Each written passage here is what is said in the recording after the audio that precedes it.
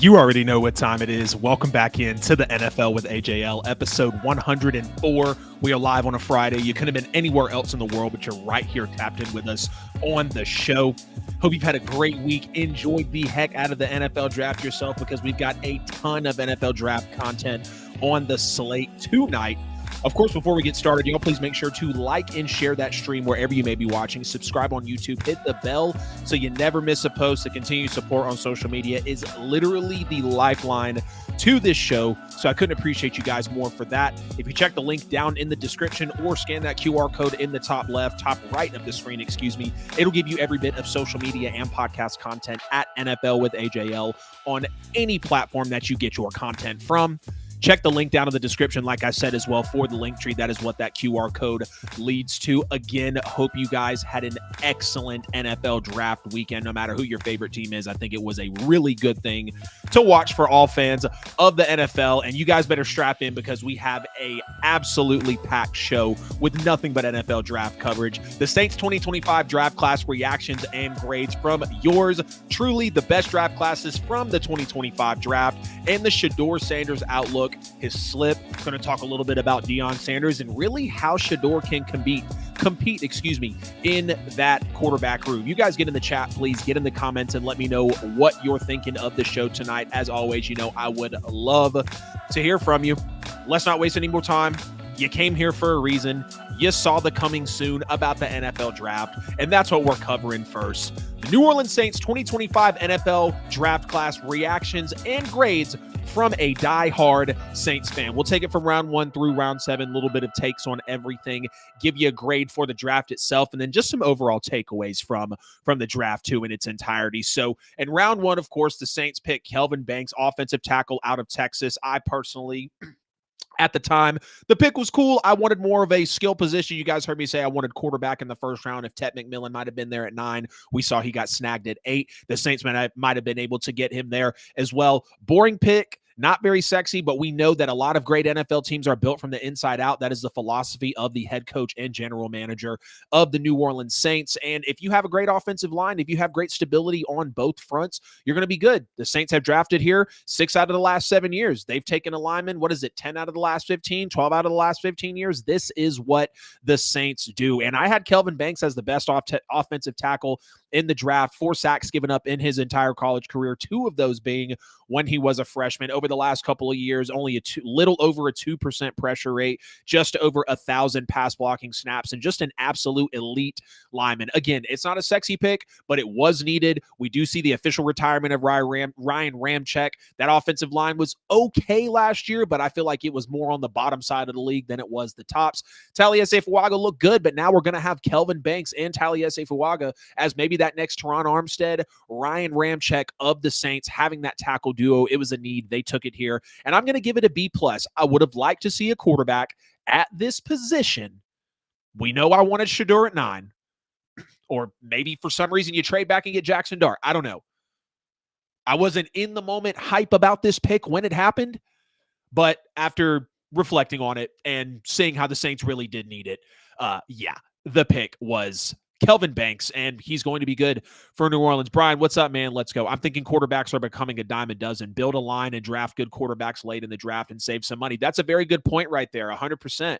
And the Saints needed a good O-line. They needed a good O-lineman to come in. And, you know, if you're going to go get a Shedeur, whatever quarterback that you're going to have, if they're not upright and protected, that's exactly what I said when I first came out and talked about the pick. Like, whatever quarterback we have, he needs to be upright and protected. And Kelvin Banks is absolutely going to help that. In round 2, pick 40, of course, the New Orleans Saints did something that they've literally never done in the franchise of the history. And that was in the history of the franchise, and that was take a quarterback in the second round. The only other time that they've taken a quarterback that high was Archie Manning back in the 60s. So it was going to be really big if the Saints did end up taking a quarterback in the first round of the draft. We go and get Tyler Shuck, quarterback out of Louisville. First time ever. Again, we go after somebody this high outside of Archie Manning. We took him over Shedeur Sanders. We took him over Dylan Gabriel. We took him, even over Kyle McCord, who I really liked as a quarterback in this draft. I didn't have Shuck in my top 5. Yeah, I had Shuck maybe the top 7, top 8, which doesn't make the pick feel as bad. But again, I would have liked another position of higher need here. It was kind of thrown out of whack as the draft went on, but, we'll talk about that a little later. I really feel like we could have got Tyler Shuck much later in this draft, like much, much later in the NFL draft. Really thought we could have used a wide receiver or a DB pick right here. And it's not that Quincy Riley was a bad pick in the 4th round, but Will Johnson, Ben Morrison, Trey Amos were still available at this point. And, just a little about Tyler Shuck. Like, he's got all the tools for a modern pro-style quarterback. He can be mobile. He's got a big arm. He's accurate. He can layer throws in coverage and out throw coverages overall. Ton of experience with 6 years of college football. The injury history is a little concerning as he did have 3 season-ending injuries, but one of those was a collarbone break that actually re-broke, and then also he had a broken fibula, caused him to miss the end of the 2023 season as a result of a hip drop tackle. So it wasn't even really him putting himself into harm's way. And then the collarbone break and the re-break were in his first 2 seasons when he was at Texas Tech. And you know what I think what I'm grateful for in that aspect is the fact that it's no soft tissue, an ACL, a lagging shoulder injury, no type of nagging major injury that we see hinder players in this sport, which is, I think, really a blessing, because if we're talking about, both knees going, one of the knees goes twice, like a throwing hand, a foot, turf toe, like that's kind of things to be concerned about. But since he's had those 3 season-ending injuries, as odd as it sounds, he's been healthy. He has been healthy. Him being 26 years old is not the sexiest either. His height and weight, mostly set for his career. But if he wanted to put on more pounds, of course he could. This guy's played a ton of college football. This guy is the absolute product of the COVID years of football when they got an extra season of eligibility. He was the backup to Justin Herbert. Justin Herbert has been in the NFL for 5 years now. Now I know Jaden Daniels, he's older as well. We've got some of the older rookies in the league that are still able to come out. I want to just check how old Jaden Daniels is. Yeah, 24. So Jaden Daniels isn't old, but he is already above that 21, 22-year-old age. And I feel like a lot of these, young star prototypical quarterbacks that come into the league, it's kind of what you want to look for. When the pick first happened, y'all saw my reaction. I was like, Tyler Shuck? Like, that's the pick? Is Tyler Shuck? But I went back. I reflected on it. The Saints needed a quarterback. There's no question about that. We've seen what happened with Derek Carr. We understand Spencer Rattler's position. Jake Haener, I don't think anybody is buying into. You take a swing at a quarterback every year until you get one. Until you get your star quarterback or your quarterback of the future for at least a 5-7 year span, like you're looking for your 10 to 15 year guy, if you're blessed enough for him to get that far, you take one every year. Did I want to see it go in the first round? Yes, but here's what I'll say. We took a quarterback, the highest we've ever took one in franchise history outside of Archie Manning, and we're trying. You look at Shuck's tape, and it lines up with what Kellen Moore's trying to do. And when the Saints ended up picking this quarterback, I kind of felt fooled at first, but then I took a look back. Okay, they were there at the combine to watch him, and they went to his pro day, and they brought him in for a top 30 visit. Like, they did all the things to do their due diligence on Tyler Shuck. So I'm going to trust my coach right here. This is the one freebie, I guess, that I'll give Kellen Moore. He is an offensive guru. He did just set the NFL record for the most points scored in a postseason by running that offense in Philadelphia. I'll trust him, right? He was everything that we needed in a head coach. It did make me feel like for a second that Kellen Moore was knocked a couple notches lower for me because it felt like a heavy influence of Mickey Loomis. Now, Kellen came out and said he loved Shuck. Shuck was his guy. They appreciated Sanders. They really wanted to go get Jackson Dart at 40. They didn't want to pick him at 9. They maybe wanted to trade up from 40. We saw the Giants trade up and go get him. So, they were honest about all of it. And again, I could sit here and be pissed if this was another Tommy Stevens, Ian Book, Jake Haener type of pick. But this was a decent quarterback class, and we got one of the better prospects. So the Saints are swinging. They're looking for the franchise quarterback. They're trying to get back out there into the quarterback business. At first, again, wasn't psyched about it. I'm still not psyched about it, but I'm going to buy in. I'm going to give the kid a chance. I'm going to trust my coach. I'm going to let the offensive guru do what he needs to do. He showed me that he did his due diligence. Let's just see what happens with Tyler Shuck at this point. He has done nothing personally for the fans or the city of New Orleans to be against him. If you want to be mad about the pick, be pissed at Kellen Moore, be pissed at Mickey Loomis. Don't channel the Shedeur Sanders anger, the whoever you wanted the Saints to draft at the quarterback position if you wanted one. Don't channel that onto this young man. Do not do that. Overall, I gave the pick a C. I gave it a C. Thought there was better quarterback talent out there. Definitely could have been worse. I really could bring this up to a C+, maybe a B, B-. And you know what? I'll do that. We'll float between a C and a B, okay? Because I'm still I still don't know about the pick yet. But I'm going to support it. I'm going to be behind it. And we're going to see what he brings to the city. We're going to see what he brings to the quarterback position for the New Orleans Saints. At number 3, in round 3, we picked Vernon Broughton, the 71st overall pick in the draft. I give this one a C-. So if I'm getting Vernon Broughton a C-, I will bump Tyler Shuck up to a B-. There we go. I will give a B- grade to the Tyler Shuck pick. Now, when we're talking about Vernon Broughton, defensive tackle out of Texas, I thought this was a major reach. It was really early for this player. Not early for the position, but I thought it was very early for the player. This felt like another random Peyton Turner type of pick. I'm not saying he's going to be a Peyton Turner player. I do not want to disrespect him like that. But when the name came up, I was like, this guy was on our board? This guy was at the top of DT boards? Like, I didn't see this. But okay. Definitely feels like a reach to me. Now, we know the Saints were awful at stopping the run last year, so this was a very much needed position. But I really would have liked, like, Jack Sawyer was on the board. Still can't believe he went as late as he did to the Steelers. Princely Yu from Ole Miss was on the board as well. But we possibly could have taken this defensive tackle position higher if it was a need and landed a better deep T prospect all the way around, as tons of defensive tackles went in the first 2 rounds. I mean, we saw that.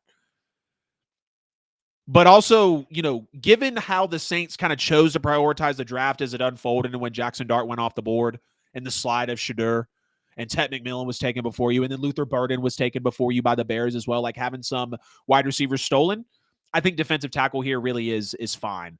All things considered. Also in round 3, from at pick 93, we took Jonas Sanker, safety out of Virginia. I will give this one a C+ as well. We took this guy over Xavier Watts, the safety out of Notre Dame. One of the better prospects in the draft at his position. And of course, he goes to the damn Atlanta Falcons. This was easily the best safety left on the board, Xavier Watts, and we passed him up. We left him out there for our rivals to go grab. Andrew Makuba went round 2 to Philly. Great safety in this class. Emmanuel Nori went to Seattle in round 2 as well. Great safety in this class. And of course, Watts goes to Atlanta right after Jalen Walker and James Pierce get drafted as well. I mean, okay, let's just let him walk, right? Let's just let him walk on out. Let's just take a look at him and keep on walking. That's what it feels like sometimes when we pass up on players like this, especially in the draft. I would have liked to see safety taken later in the draft as well, because we just brought in Justin Reed, paid him a good contract.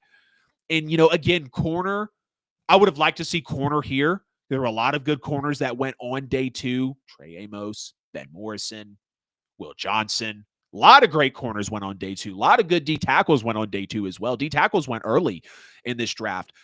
Let's get to the 4th overall pick that the Saints had in the draft. Round 4, number 112, Danny Stutzman, linebacker out of Oklahoma. I give this one an A. This really seems like the fan favorite pick for just the fan base right now. Like the people that I'm listening to, some of my favorite podcasters and analysts, like talking to some of my friends that are Saints fans, they are really loving the Danny Stutzman pick. You can definitely make an argument that Chris Paul Jr. being on the board, going to the Rams in round 5, like, we could have taken him, but we didn't have a pick in round 5. I love this pick overall. Dude's an amazing tackler. We saw what he was able to do at Oklahoma in the box. Very smart player, physical, will lay his heart out on the field, got a great personality. I think Danny Stutzman is going to be the replacement for Demario Davis. I really do. He has that type of potential to come in and replace him. Now, do I want to see Demario go anytime soon? No. Anytime soon? No, because I think Demario is still a great elite linebacker in this league, if not like very tops of great. Very tops of good, like whatever you want to say. He's a top player at his position in the league. And Danny Stutzman is a very solid linebacker, great value being able to get him on day 3, as he was, I think, like the 6th or 7th ranked linebacker in the class, just, depending on where you looked. Again, though, big hitter, good tackler, plays well in space, top player in his class. Like, you won't complain about getting that type of player with that type of value that late in the NFL draft. In round 4, pick 131, we took Quincy Riley, corner out of Louisville. I also gave this an A as well. I thought this was a really good value pick in the 4th round. I would have liked to see his position taken higher as other premier players with higher scouting and talent were available at this point. But what you look at what Quincy Riley really did in Louisville. 13 pass breakups, led the team in back-to-back years in that. He was second in the ACC with 15 pass breakups, earning him second team all ACC selection. He was actually 9th in the nation in passes defended as well. So this guy's a ball hawk. He knows how to play lockdown defense. He knows how to get his hand, his finger, his wrist, arm, whatever it is, into the middle of a pass to break it up, whether before it hits the receiver, in the middle of the connection, the catch process, once they're hitting the ground. That's the type of great physicality that the Saints need. Lattimore was very excellent at doing that, and I miss seeing him do it. So there's our Marshawn replacement with Quincy Riley. Now, him on the other side of Kool-Aid and Alante, and maybe getting more playing time than Ugo Amadi. Or not Ugo Amadi, Isaac Yiadom. We'll see. I think Quincy Riley can be one of our top corners. No question about it. Expect him to be all over the football this year for the Saints defense. In round 6, the Saints did not have a 5th-round pick. In round 6, pick 184, the New Orleans Saints took Devin Neal, running back out of Kansas. I'm also going to give this one an A. The Saints really went on a heater in the middle of this draft. Both round 4 picks and the round 6 pick as well. I gave them all A's.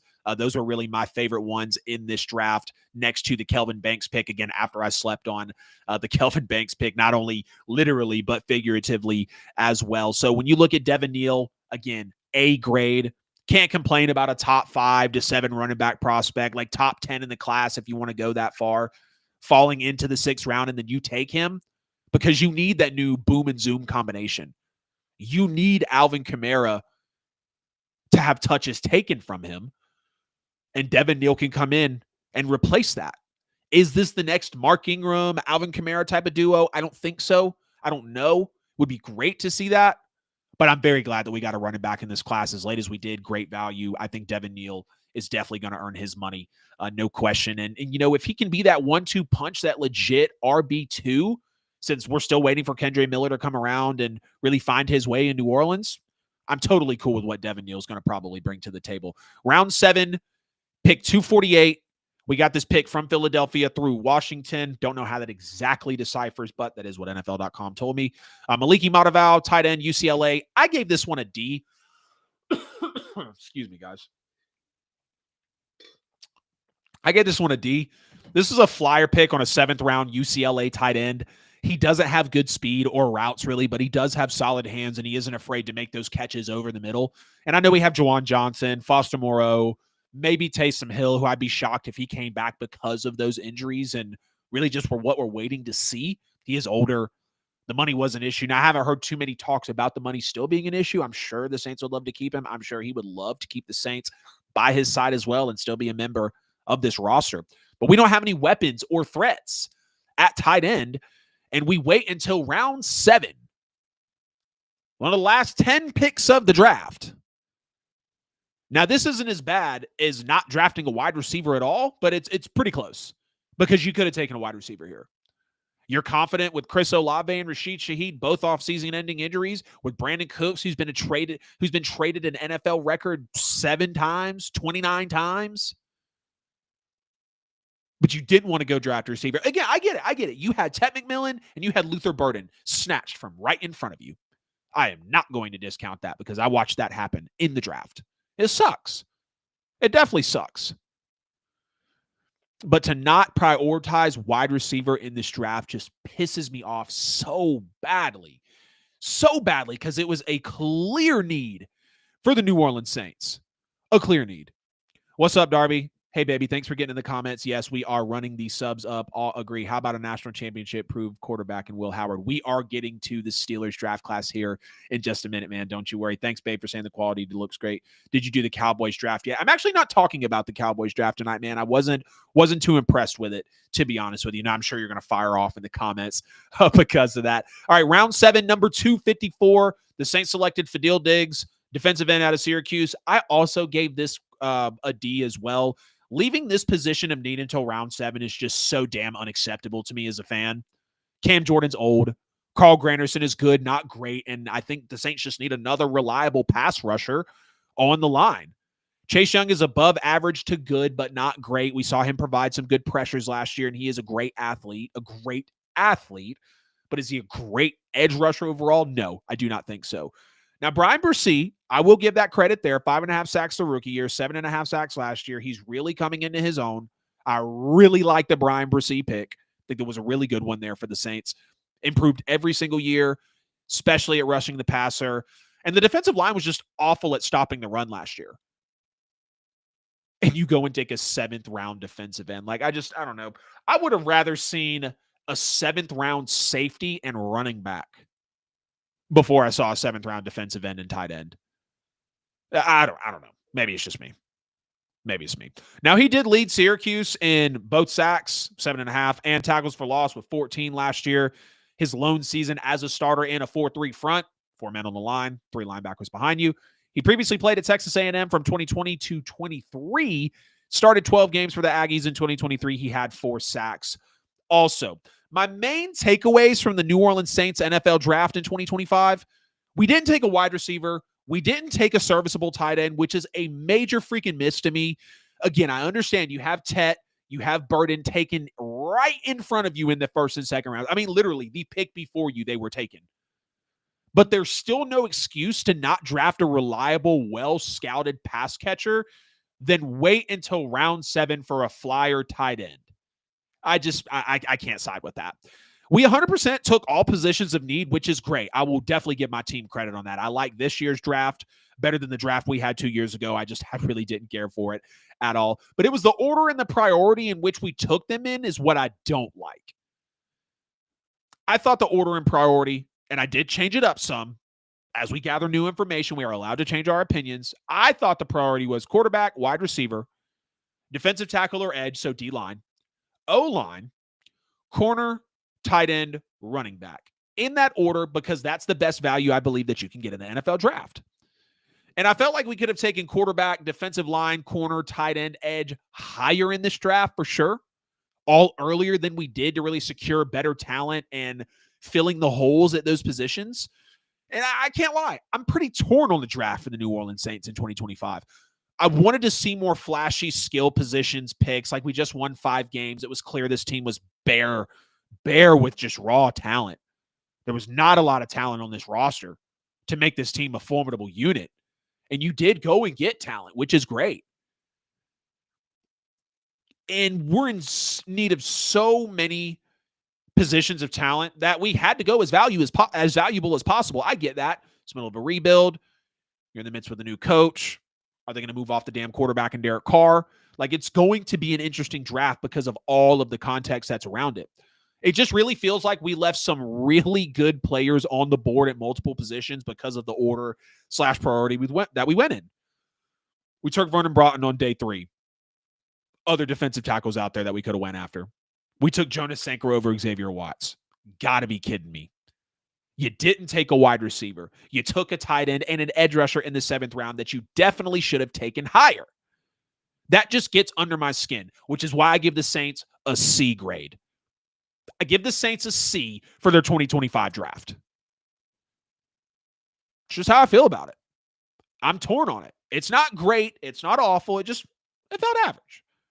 But in terms of recent Saints drafts, it could be one of the better ones. Now, the last time the Saints made 9 picks, I'll let you guys do the research on what happened then. It's the first time since 2015 that the Saints did not move up or down in the draft, which I'm very proud of us for.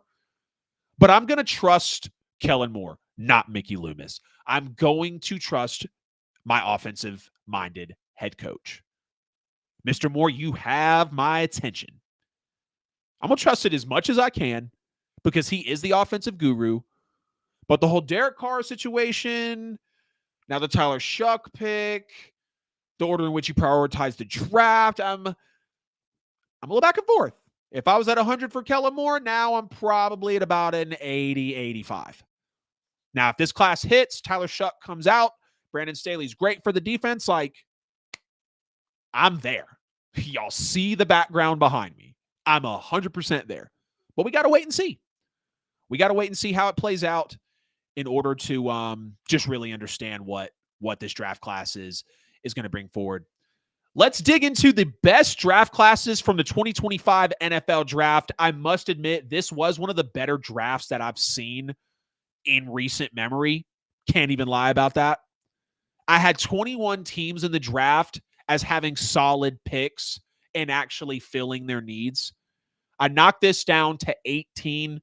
Going to try to keep this kind of quick. Here we go. Cleveland Browns did great. Round 1, you take Mason Graham out of Michigan. Round 2, you get Carson Schweisinger out of UCLA. And round 2, also, you get Quinshon Judkins, which is crazy. Round 3, you go get the tight end and Harold Fannin. You also get Dylan Gabriel in round 3. In round 4, obviously, you get Dylan Sampson, who I had as the number 2 running back in the class. And then in number 5, you get Shedeur Sanders out of Colorado. We'll have a whole topic about Shedeur. Every position and player that the Browns took, they needed it, and it was unquestionably top 5 talent. I had Dylan Gabriel as the number 3 quarterback in his class. I had Shedeur number 1. You can argue number 2, whatever. Dylan Sampson was the number 2 running back in the class for me. Harold Fannin, I think, was 6 or 7 at the tight end position for me. That's the only part where it didn't come top 5. Quinshon Judkins, he might have been 5 or 6 because he's more of that third down type back. I would have loved to see Dylan Sampson go round 2. I just think, respectfully, that's where the talent lied. Carson Schweisinger was one of the top linebackers, if not the highest ranked one in the class, next to Jalen Walker and however you want to twist some of the other linebackers. And then Mason Graham was the best defensive tackle. Shout out to the Cleveland Browns. The Tennessee Titans took Cam Ward, number 1 overall in round 2. They took the edge, Oluwafemi Oladejo out of UCLA. Round 3, you get Kevin Winston, great safety out of Penn State. Round 4, you go get Gunnar Helm out of Texas, a very solid red zone threat. You also get Elik Eiermanner out of Stanford, who was one of the better receivers in this draft. You go get Khalil Mullings out of Michigan, the running back in round 6. And then even the UDFA, Isaiah Restrepo, all-time receiving yards leader at Miami. Cam Ward's teammate at Miami. They are now reunited. Thought the Titans did really great here. Cam Ward, top quarterback in the class. Gunnar Helm, top 5 tight end in the class. Khalil Mullings, top 8, 10 running back in the class potentially. Elik Eiermanner, one of the better receivers in the class as well. The edge out of UCLA, very respectable too. The Seahawks absolutely crushed it in the 2025 NFL draft. Round 1, Gray Zabel. Round 2, Nick Emenwanori. Round 2, also Elijah Arroyo. Round 3, Jalen Milroe. Round 5, Riley Mills. Round 7, Damian Martinez. Getting Damian Martinez and Riley Mills as late as you did, absolutely great. I thought Emenwanori and Elijah Arroyo really went at the perfect times. Gray Zabel was one of the top offensive linemen in the class as well. And watch out for Jalen Milroe. Sam Darnold's job, right? We know that. But if it slips, Jalen Milroe could look very special in that Seahawks offense. He could.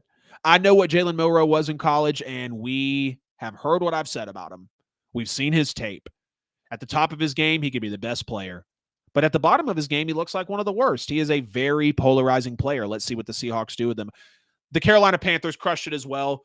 Tet McMillan, Nick Scorton, Princely Yu, Trevor Etienne, Lathan Ransom, Jimmy Horn. I mean, you get 2 of the top edge rushers in the class. You get the best wide receiver in the class. You get Jimmy Horn in round 6. Well, second best wide receiver in the class, and Ted, I had Emeka Egbuka first. You get Jimmy Horn in round 6, who was very solid out of Colorado. Lathan Ransom was a very solid safety at Ohio State. And Trevor Etienne really put that dog's offense on the back when the passing game fell short for Georgia to help them go later into the year. I think the Panthers crushed it. Cardinals did great as well. They said, we are prioritizing our freaking defense. Walter Nolan, Will Johnson, Cody Simon, Denzel Burke, and of course they go and get Jordan Birch, literally all defensive players. Walter Nolan, second best defensive tackle in the class. Will Johnson, top 3 corner in the class. Jordan Birch, always a force at Oregon. Cody Simon, top-rated linebacker in the class out of Ohio State. Denzel Burke, little bit of a shaky last year, but we know Denzel Burke can be one of the better corners in the country when he's on his game. And the Cardinals just literally said, hold my beer while I build my defense. And because we know that they needed to. Atlanta Falcons absolutely crushed it. You guys know how I feel about that. Jalen Walker, James Pierce, Xavier Watts as well. Oh, man. Stresses me out. Watching Jalen Walker and James Pierce come off both of the edges is oh boy. Oh boy. That's all I got to say. It is going to be nasty. Xavier Watts, top guy in the class. Jalen Walker, best linebacker. James Pierce, I thought was the second best edge rusher. If you want to classify Jalen Walker as an edge, like, do they get 2 of the top 5 edges in the class? That's what it feels like.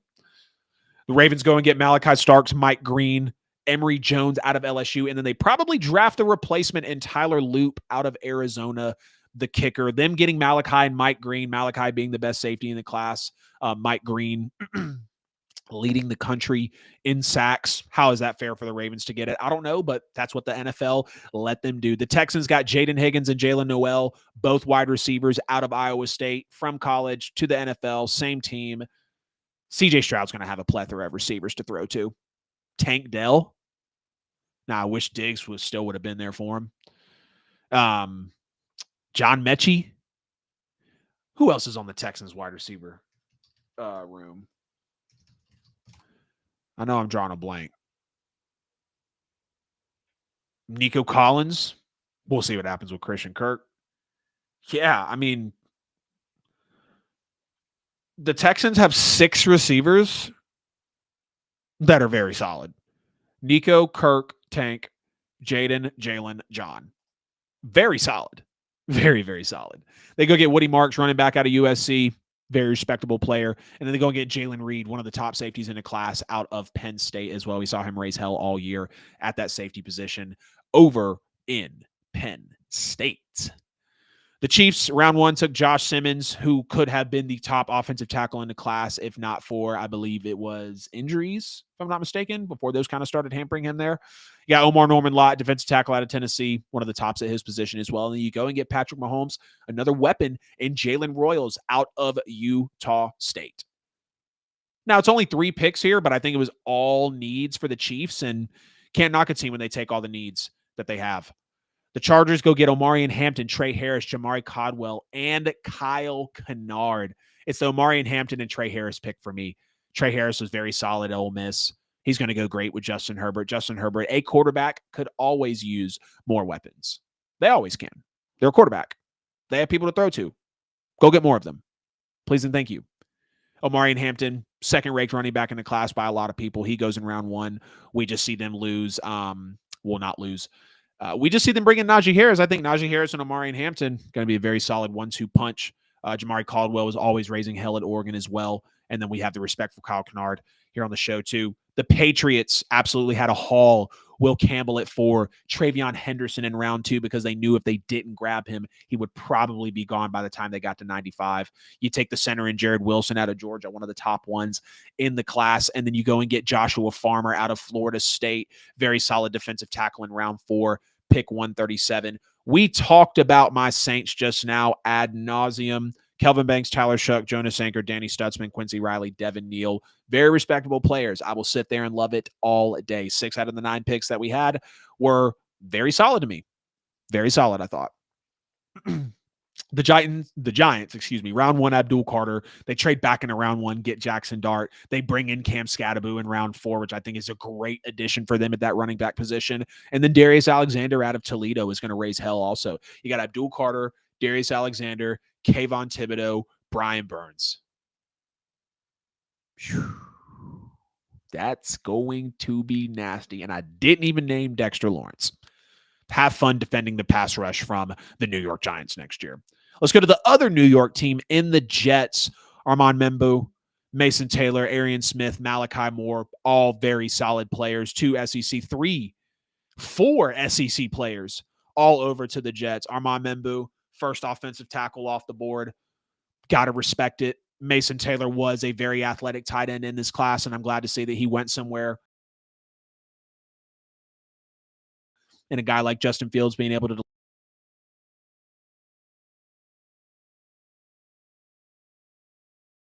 I thought Mal could have went a little higher than round question about it. Last 4 teams here, the Eagles crushed it in the NFL draft. Jahad Campbell, Andrew Makuba, Ty Robinson, Smile Munden, and Kyle McCord. 2 linebackers who are going to raise hell. One of the best safeties in the class. Ty Robinson was a monster at Nebraska, and Kyle McCord was one of my top quarterbacks in his class as well. He's not going to take Jalen Hurts' job, but I think he's going to be an excellent backup for Philadelphia because that's why they brought him in. The Steelers, round 1, they took Derek Harmon. Round 3, they took Caleb Johnson. Round 4, Jack Sawyer. Round 5, Yaya Black. And round 6, Will Howard. Will Howard will be possibly a quarterback starting for them in a couple of years. Let's see. I think he will be a backup for them until the time comes. Yaya Black sat on the board for a long time. Defensive tackle out of Iowa. I mean, he was at the top of available players for many rounds, and then finally got taken in round 5 by Pittsburgh. I don't know how the hell Jack Sawyer slipped around 4. I don't understand that at all. Dude looked like a first, if not a second round pick to me. I'll go second round since I saw nobody saying he was first round, but his tape don't lie. Maybe I'm crazy, but it don't lie to me. Caleb Johnson, obviously Najee gets out of town, so you have to go grab a very solid running back in him. And the fact to get Caleb Johnson in round 3 is very respectable. And then Derek Harmon, one of the better defensive tackles in the class. We know the Steelers are always going to take defense. We know that they're always going to take someone on the line if they can. And the fact that they just put Jack Sawyer on the same line with TJ Watt, are you freaking kidding me? Are you kidding me? Y'all really want to watch that as NFL fans? Because that's what we're going to have to do because we let Jack Sawyer fall to the Pittsburgh Steelers. The Niners took Michael Williams, Alfred Collins, CJ West out of Indiana, and Jordan James, the running back out of Oregon, with their 5th, 4th, 2nd, and 1st, respectively, picks in the NFL draft. We knew that they needed to beef up the defensive line. Nick Bosa, Michael Williams, Alfred Collins, I think is going to be insane. And CJ West is literally just going to be like the sprinkles on top, the icing on the cake. You look at the Bucs as well. Last team here, round 1, they get Emeka Ibuka, best wide receiver in the class to me. Ibuka, Chris Godwin, Mike Evans, best wide receiver trio in the NFL, in my personal opinion.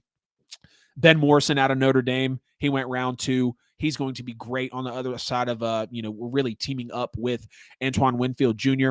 And then they get Tez Johnson, wide receiver out of Oregon in the 7th round, but he is a very small receiver, very slim, very short, but he did make some plays. He did catch a lot of nice passes from Dylan Gabriel, and he was able to lead that Oregon offense all the way up until they met the mega Death Star team in the 2024-25 Ohio State Buckeyes. I hope you guys enjoyed that segment of the best NFL draft classes from 2025. I know we had a couple of long segments here, but I told you guys to hang on and get ready because we were having plenty of NFL draft coverage. I want to see you guys in the chat, in the comments. Let me know what you think.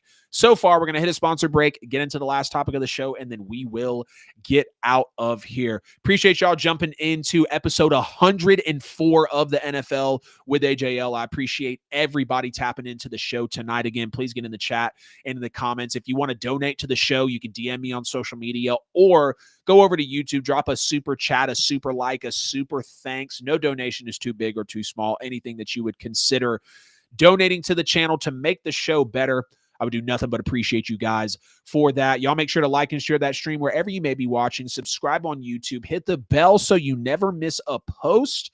Follow us on Facebook and Instagram and TikTok and Twitter. Go check me out on LinkedIn. The QR code there will give you every bit of social media and podcast content at NFL with AJL. It is also linked down in the description of this podcast too. As always, we're sponsored by Buy and Sell with AJL for all your worldwide professional real estate needs. If you're looking to buy a home, sell a home, or invest in real estate, this is the team that you need to be working with without question. You can get on their monthly neighborhood newsletters, their value emails. You can go to their monthly real estate meetup. make sure to get at them on social media at Buy and Sell with AJL. And don't forget that we are sponsored by HyperX.com. Use code AJL. You can get your pair of headphones, your keyboard, your mouse, your microphone. I do not believe that they sell cameras. Get 15% off at checkout using my code AJL. I still need to open up my Cloud 3 headphones. They are wireless, but they do look super awesome over there. Could use them for the show if I wanted. I could also use them for my PlayStation 5. Playing my video games as I love.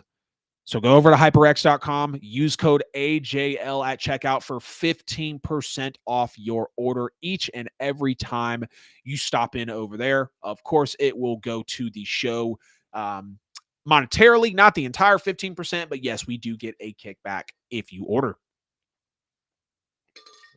Love you guys, need you guys. Let's get into this last topic. Shedeur Sanders was drafted by the Cleveland Browns in the 5th round of the draft, pick number 144. And this has been the entire talk of the NFL draft. The entire talk of it. The reason Shedeur Sanders fell so far in the 2025 NFL draft was because of his attitude and because of his daddy, Deion Sanders. Shedeur was very confident, downright arrogant and cocky to some people. But his play backed it up. His performances in his situations backed it up. Shedeur Sanders was a very good college football quarterback. It was not a thing of talent. It was a thing of attitude. And we learned in the 2025 NFL draft, you can be as talented as possible, but if you don't interview well, if you don't speak well, if you don't conform to what the league wants to see in certain aspects, which I respect Shedeur for not doing, you will get pulled off draft boards. We've seen the rumor of him possibly sandbagging interviews for teams that he didn't want to go to. If he did, that's on him. If he was unprepared in the middle of the New York Giants meeting with Brian Daboll, that's on Shedeur Sanders. It is. Who in their right mind would do that? If you want them to take a chance on you and pay you millions and be a franchise-changing player, let alone quarterback, they're going to dig into you, Shedeur. And I know that you know that. And I still think, all things considered, you did a good job going through the NFL draft. You did, because you stayed yourself. You were confident. You were true to what you believed in. And you really didn't switch up. But the way that Shedeur did act, teams just didn't want any part of it. And it also ties in to his father, Deion Sanders. Because I kind of blame Deion Sanders for Shedeur falling in this NFL draft. His statements, his involvement through Shedeur's draft process, leading up to the pick, Shedeur takes second to no quarterback. I'll be sure I oversee if he goes to the Raiders or the Browns or the Giants, not exact quotes, but sentiments that we kept constantly hearing from his side of the world, from his camp. And you got to think, if Shedeur himself already has an attitude that most NFL owners and GMs aren't fond of, why would you also want to deal with his father in the same room? Because he's a spitting image of his daddy. He's got his confidence. He's got his talk at the microphone. He's got his swagger. He chirps on the field. And his talent backs it up. So let's just call that for what it is.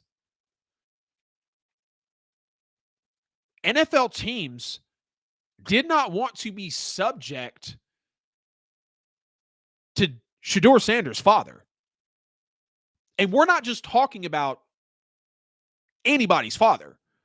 We're not just talking about anybody. We're talking about Deion Sanders, the best coverage cornerback in the history of the National Football League.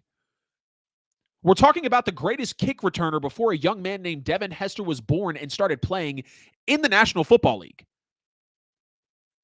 Yeah, that Deion Sanders is Shedeur's dad. Please don't think I'm sitting here saying that they deserved it, like thinking that I'm negative about them. I'm just speaking the facts. I do believe Shedeur's attitude is to blame for his draft fall, not his talent.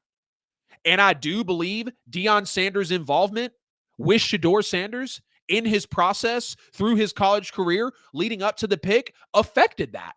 Because what did we keep seeing from Shedeur and Deion as the draft went on and the longer that Shedeur was undrafted? Again, confidence, chirping, saying what they believed in, and their talent backed it up. But they were still outcrying. They were still, in my opinion, doing the things that the league didn't want to see, saying that it was crazy when the Saints didn't draft him. I agreed. Saying that it was, the devil as to why Shedeur didn't get drafted earlier on in the draft. I mean, Deion flat out came out and said, my son's going to be a top pick. He's going to be a top 5, top 10 pick in the draft. I got time today, LOL. Like, come on, man. Really? I get it. You're standing on business. You're a Sanders. The name on the back of the jersey is a reason for a lot of criticism because let's be honest, if this was any other player, I don't think we're talking about it like this. And I don't believe that it should be overblown like this, but I just had to get behind the mic and speak the facts of the situation.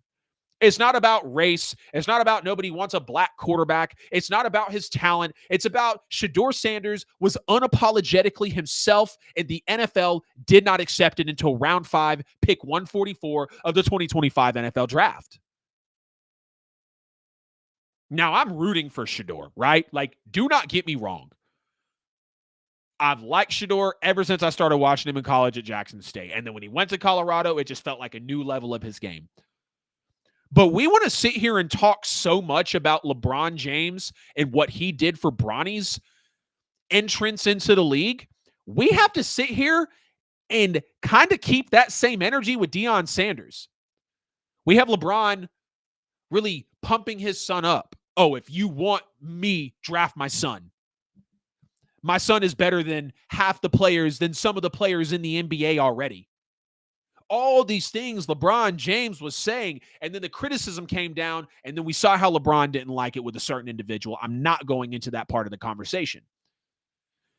Deion over here hyping his son up. Now, Bronny didn't necessarily fall in the draft. Yes, I believe he was, and I'm not extremely well-versed on basketball, so please don't come after me, but I heard about the Bronny and Bron situation and what happened between Bron and Stephen A. Smith as well, but I want to say Bronny was a second-round pick. Pick 55. Yep. So now, like Bronny, okay, no. Here we go. But Bronny, as the player, fell because of his talents. Shedeur, as the player, fell because of his words and his personality and the ambiance of his father. So it is similar in those two aspects. Father talks for Bronny, but the father's talk about Bronny doesn't really drop his draft stock. It's Bronny's talent that's dropped his draft stock. Father talks about Shedeur. Shedeur's talent is elite. Again, best quarterback in the class, in my opinion. Top 2, 3, 5 at the worst for literally everybody that was looking into the NFL draft. But because of Shedeur's character and also his father speaking about him, combining with Shedeur's character, dropped it. So I think if we're going to have this energy about LeBron James and his son Bronny, we have to have the same energy about Deion Sanders and Shedeur. And a lot of y'all are going to hate me for saying that, but I 100% see the similarity. Father figures speaking out for their children in great ways because you believe in them and it's literally your kin. But is it good for their career? Is it good for the career that you're trying to push them towards? Because in these cases, no, it was not. Now, what do I expect from Shedeur Sanders in a Browns uniform? So there's Deshaun Watson, who's not playing next year. There's Joe Flacco, who is probably the best quarterback on the team, all things considered, for NFL experience. Kenny Pickett was just traded for with, Dorian Thompson-Robinson is now an Eagle. Kenny Pickett is now a Brown. And then the Browns go and get Dylan Gabriel and Shedeur Sanders. I'll tell you this right now. It's going to come out to 4, obviously, because Deshaun is not playing. Joe Flacco and Kenny Pickett can easily get beat out in camp by Shedeur Sanders and Dylan Gabriel. Shedeur Sanders can easily win this starting quarterback job for the Cleveland Browns and be the starter in week 1. I truly believe that. Because I believe Shedeur is better than Dillon Gabriel. I had Dillon Gabriel right behind Shedeur in the class, and they do have very comparable talent. Kenny Pickett is Kenny Pickett, respectfully. We saw him never amount to really anything besides a backup in the league, and I'm not trashing his career. He's in the NFL. I'm behind a mic. We get that. Joe Flacco is just a perennial backup with a crap ton of experience. If Shedeur or Dillon Gabriel ball out, one of them will take the job. Shedeur Sanders will have to compete with this entire quarterback room to become the starter for the Cleveland Browns. And I 100% believe he can do it. I have no doubt in my mind that Shedeur Sanders is talented enough to be the QB1 for the Cleveland Browns. I don't. We already see him out in Cleveland at these public events, really trying to rebuild his reputation. Shedeur is a very good man. He's a very good guy, kid, whatever you want to call him. The Browns brought in Shedeur, I think, to make him compete for that quarterback spot because they saw the attitude and the cockiness that he had, and they wanted him to be humble. So they said, okay, what? You know what? We're going to bring you onto a team where you're the 5th quarterback, and you're going to compete with 3 others to be QB1. I think that's very fair from the Cleveland Browns perspective. Now, should Shedeur have went earlier on? Obviously. But we've sat here and talked about why he fell.